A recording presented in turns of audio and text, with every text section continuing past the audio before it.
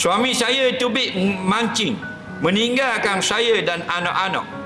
Nak buat guana ustaz, ikut kata pergi mancing. Bila laki dia pergi mancing, tinggal dia.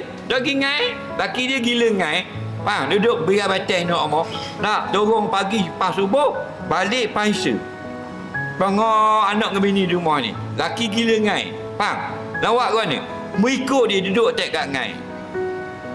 Gitu. Panah lah nyaknya tengah panah. Ingat orang lelaki. Kalau kita cari rezeki, jadi orang nelayan, dah ada masalah. Tapi kita dah ada pendapatan, janganlah hobi itu berlebih-lebihan. Dia hobi ni ngacing sekejap. 2-3 hari pergi sekejap. 2-3 hari pergi sekali. Itu panggil hobi. Kalau dah alik rumah, duduk biar air sama tu gila babi. Faham lagi?